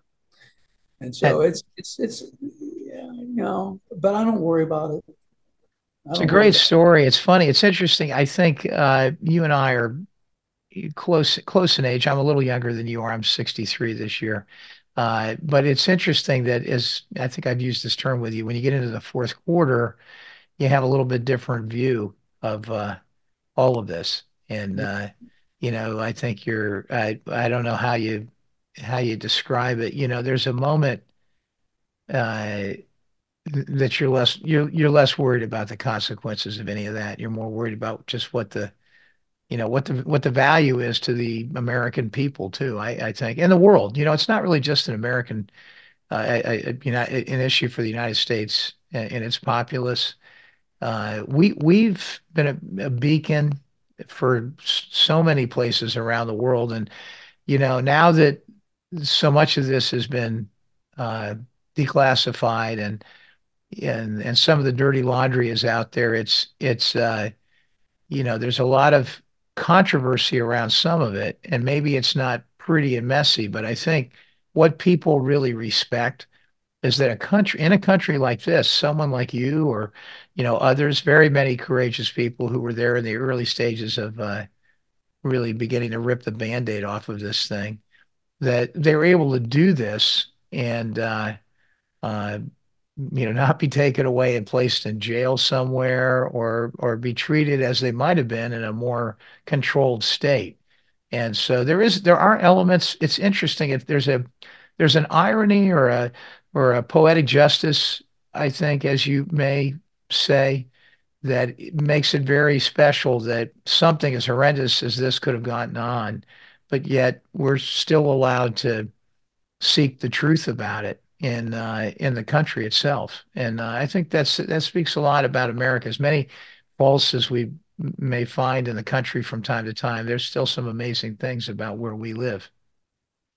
Yeah, thanks to Martin Luther King and John Fitzgerald Kennedy and his father. Maybe there'll be a day, Dr. Newman, when I think about this a lot. There's been three or four moments in our history that have been really seminal. It could have gone either way, in the beginning with the founding fathers, and then again as the Civil War approached and Lincoln emerged, and then you had FDR, you had somebody like Kennedy. Uh, there have been moments where we really needed this, and we wondered where it might come from or if it would come at all, and they appeared. And I find that to be a really succulent element of American history. That just when things seem to be dark in some ways, that there's a real leader that emerges that has helped the country uh, to get to the next phase of its existence and to improve the lot of whatever it was that was happening at that moment. It's really an amazing thing, I think. And It is amazing because there were so many points at which this whole thing could have gone up in smoke, and it didn't. And how did that happen? I don't know, but I'm happy that it has happened and that we're talking to each other about it right now.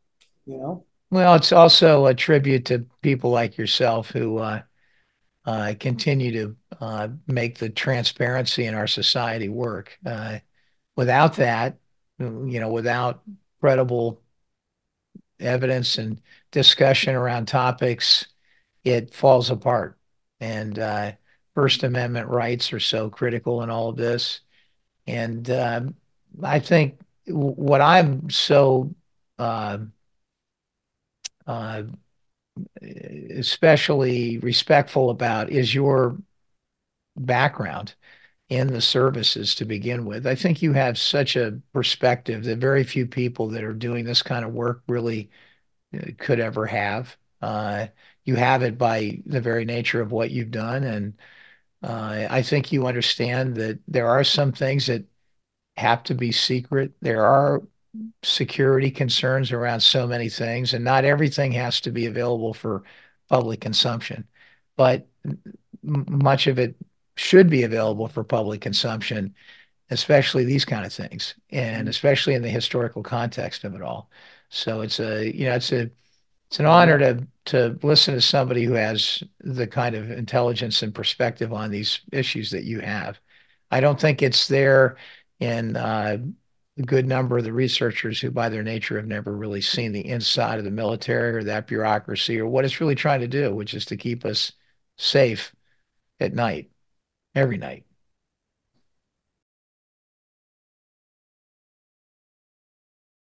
it's 3 paragraphs.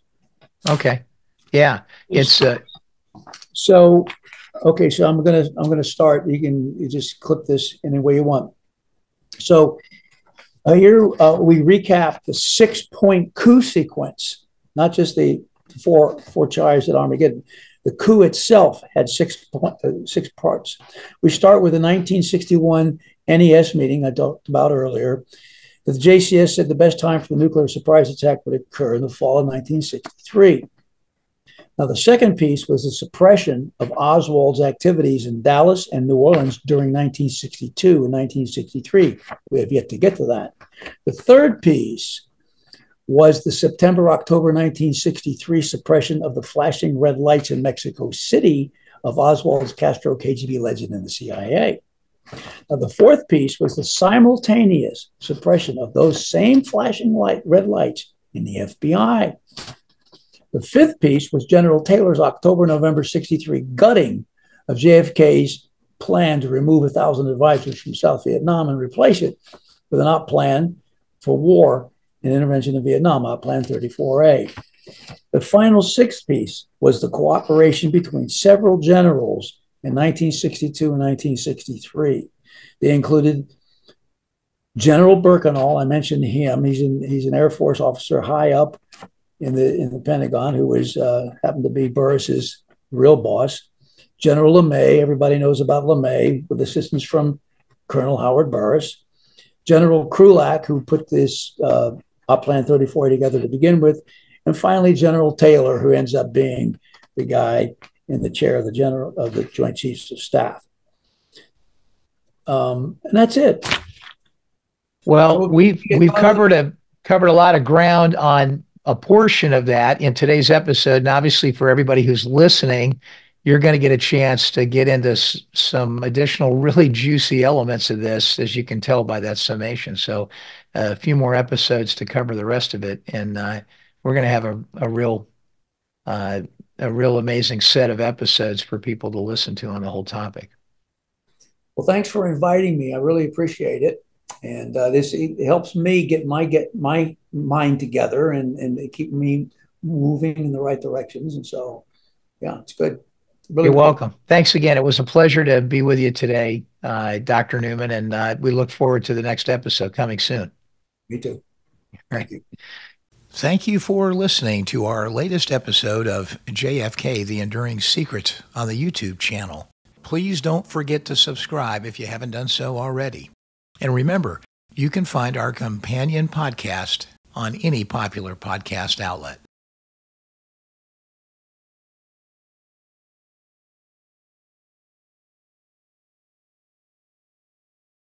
Something, and that's the thing that'll get me mad when you're accusing them of doing things, and they're just following orders. So it's the guys at the top that need to be the light shown on them.